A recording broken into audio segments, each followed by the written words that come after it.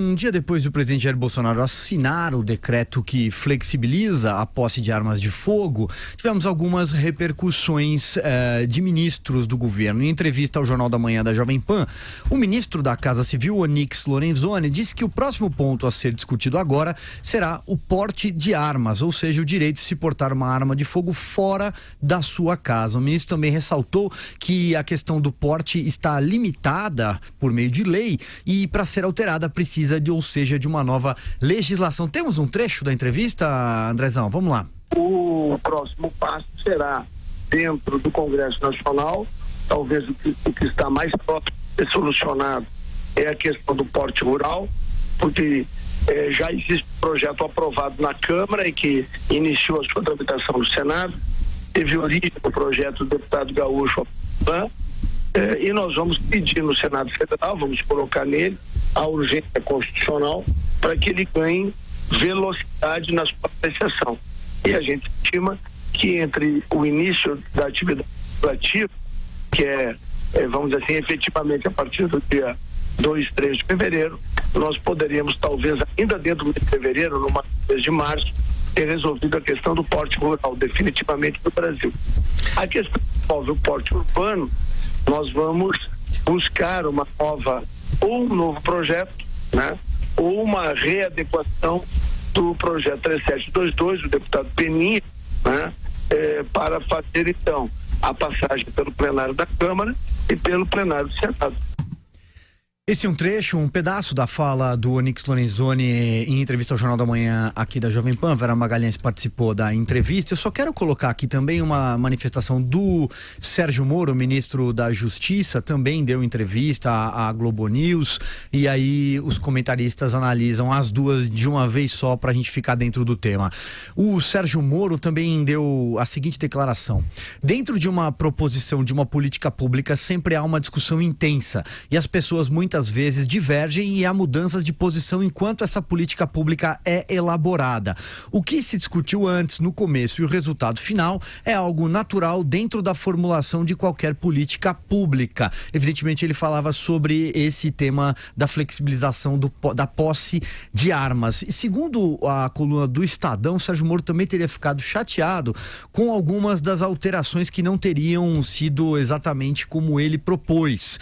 Por exemplo, a questão do número de armas. Ele defendia 2 e não 4, como o decreto acaba fixando. E também não prolongava automaticamente registros já concedidos para 10 anos e exigia a comprovação de cofre para artefatos. Então vamos lá, Vera. Pois é, tem 2 aspectos aí bastante importantes para a gente discutir aqui. Um é esse mais político, né? O Sérgio Moro ganhou ou perdeu a sua primeira batalha aí política? Ele perdeu. Perdeu na definição do escopo do projeto. Isso está muito claro.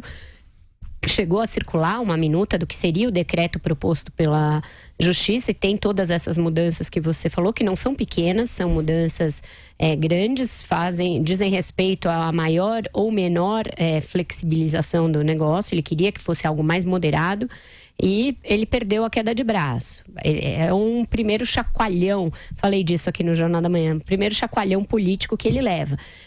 Quando você é juiz, né, ainda mais ele, um juiz ali que gozava do prestígio que gozava, a sua palavra, pelo menos ali na sua instância, era final, né? Você dava a palavra final.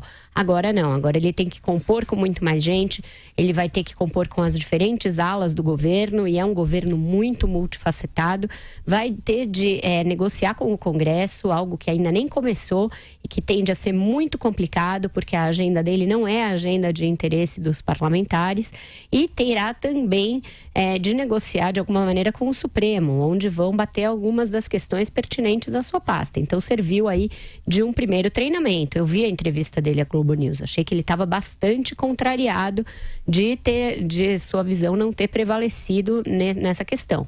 Principalmente porque uma das consequências possíveis desse decreto que flexibiliza o uso de armas e de toda a legislação que vai vir depois, que é essa parte do Onyx, uma das consequências possíveis é que venha a aumentar o índice de alguns crimes, de homicídios, de outros tipos de crime. Então, se isso acontecer, vai ser debitado na conta dele, Sérgio Moro. Ele vai ser cobrado por isso. Ele vai ser o ministro da Justiça em cuja gestão pode ter aumentado índices aí, o contrário do que ele pretende, né? Portanto, então eu acho que ele olha essa questão com mais cautela do que os entusiastas da questão das armas olham. O Bolsonaro tem essa questão como uma bandeira, ele, Sérgio Moro, não. Certamente ele gostaria que essa não fosse a prioridade na questão da segurança. Ele tem um projeto todo que trata da questão da segurança pública sob um enfoque mais do que ela deve ser, inclusive, né? Que é a papel do Estado para proteger os cidadãos, e não essa discussão em torno de possibilidade de legítima defesa ou não. Essa pauta é do Bolsonaro e não dele. Então, houve sim uma primeira derrota política, acho que não é nada grave. Ele deveria estar contando com isso quando assumiu o posto, porque era previsível, era do jogo. Acho que ele fez as contas ali de perdas e ganhos e chegou à conclusão de que valia a pena encarar o desafio. Então, vamos ver nos próximos rounds como vai se sair o Moro, se vai ser um ministro prestigiado, se o Bolsonaro vai ouvi-lo e vai bancar as posições dele, ou se ele vai sempre ficar em minoria. Isso é algo para a gente observar. E aí, Joel, qual é a sua leitura das duas entrevistas? E vamos lembrar que o Sérgio Moro, também uma das prioridades dele agora é o combate ao crime organizado. E para o crime organizado, a gente sabe que no Brasil tem duas coisas muito importantes, ligadas, pensando agora no tráfico de armas e na circulação de armas entre o crime organizado. Se você aumenta a quantidade de armas em circulação no país, isso reduz o preço delas, né? Isso torna mais barata a compra de armas, isso facilita, portanto, o acesso do crime organizado.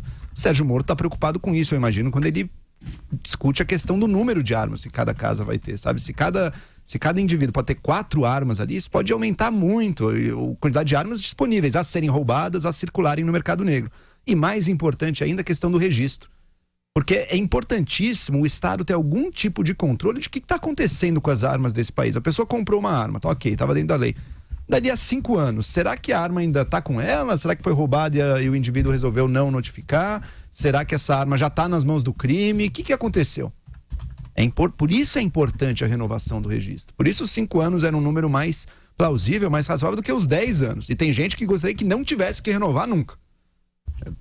Ter a arma seria mais livre, mais tranquilo do que automóvel até. O automóvel você tem que refazer para mostrar que você está apto a dirigir. Arma de fogo não, você poderia ficar a vida inteira. Imagina do ponto de vista de alguém que combate o crime organizado e que sabe que as armas que entraram pelo mercado legal são uma fonte importante do armamento, inclusive do crime organizado. Agora que o registro vai ficar a cada 10 anos, então você vai saber o que está acontecendo com aquela, o que aconteceu com aquela arma.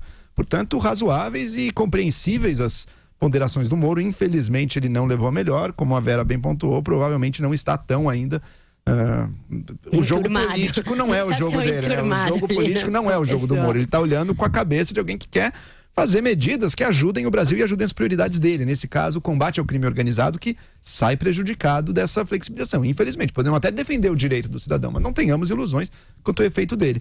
As falas do Onyx, já pelo outro lado, revelam apenas a demagogia mais barata do novo governo e desse pensamento que está aí, né? Ter arma é tão perigoso quando tem um liquidificador, ele chegou a dizer, se eu não me engano, na entrevista da Globo News aí. Não, foi num quebra-queixo, depois da... Quebra-queixo é como a gente chama a entrevista, que todo mundo põe o gravador ali depois do decreto, logo depois do decreto, exato, foi na fala logo depois do decreto. Uma demagogia barata, mentirosa inclusive, mas tá aí, defendendo a ideologia do poder sem se preocupar minimamente com as consequências reais que aquilo vai trazer. Você pode defender a posse de armas e ao mesmo tempo ter clareza e comunicar as consequências reais prováveis para que inclusive a população possa se proteger melhor. Não é o que o Onyx Lorenzoni fez. Não, só falar sobre o Onyx, né? Porque eu escrevi sobre isso na coluna também, eu tinha falado com ele ontem, e algumas das coisas que ele falou aqui na entrevista para o Jornal da Manhã, ele já tinha antecipado. Uma que é uma possível nova controvérsia é em relação ao porte de armas. Por quê? Porque a bancada da bala, que o Bolsonaro chamou de bancada da legítima defesa, né? A bancada da bala quer que seja patrocinado um projeto que já corre na Câmara, que é do deputado Peninha. O Bolsonaro até fez 2 menções a ele no discurso ontem. Só que o próprio Onyx me disse que não deverá ser esse o projeto encampado pelo governo. Ele considera esse projeto amplo demais. O projeto, na verdade, equivale a praticamente revogar o Estatuto do Desarmamento, começar tudo da estaca zero.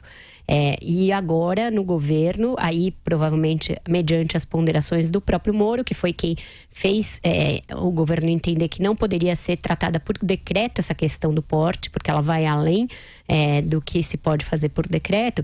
Então, provavelmente, eles vão mitigar esse projeto do deputado Peninha. Mas eu já colhi reações, tanto de deputados quanto de ativistas aí pró-armas, contrárias à ideia de se começar do zero essa questão do porte urbano. Eles vão fazer separado, porte urbano e porte rural. Porte rural já tem um projeto que já passou pela Câmara e está no Senado, de um outro deputado do PP do Rio Grande do Sul, conterrâneo do Onyx Lorenzoni. Qual é a questão aí? Até o professor Villa se referiu a isso hoje aqui na entrevista. Como você delimita o que é o porte urbano e o porte rural? O cara tá ali com a possibilidade de portar a arma dele na fazenda e ele vai até uma cidade. Mas, por exemplo, zona rural de Campinas. O sujeito vai até Campinas, ele tem que deixar a arma na porteira e não pode levá-la até lá.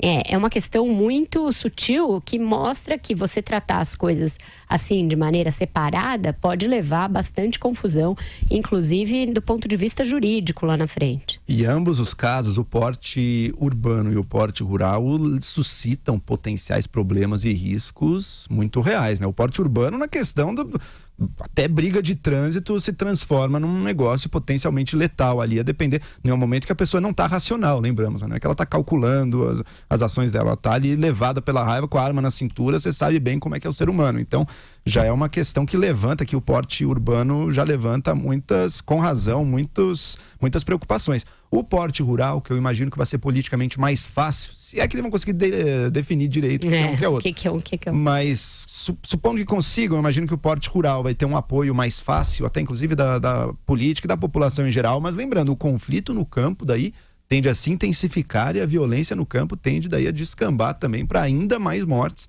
do que a gente vê hoje em dia. Uma situação também bastante preocupante. E tem outras questões ainda, por exemplo, uma questão polêmica, a tal da anistia para quem tem arma irregular hoje em dia. Eu abordei esse assunto com o ministro. Ele falou, não é anistia, é um recadastramento. Na prática é anistia, porque quem tem arma irregular não vai precisar explicar por que estava com ela irregular até então. Vai poder obter a licença para posse da arma pelos próximos 10 anos, o prazo estabelecido pelo decreto. Então, e isso tende a ser automático. Segundo, ele deverá ser feito por uma medida provisória. Então, é mais uma medida aí legislativa que deverá vir nesse pacote aí da bala. Voltando ao porte, eu acho que também é legal pontuar uma coisa. Hoje, a liberação do porte de armas nas cidades vai inclusive dificultar o combate ao crime, né? Porque hoje em dia, se a pessoa está com uma arma no espaço público, isso já é o bastante para enquadrá-la e para ela ser... Isso já é um crime. Se o porte for liberado, você cria essa dificuldade a mais. Às vezes a pessoa que vai cometer outros crimes, ela estava com a arma, isso já é o bastante. Vai deixar de ser. Vai dificultar o combate ao crime, você não vai mais distinguir com tanta clareza quem é criminoso e quem não é no espaço público.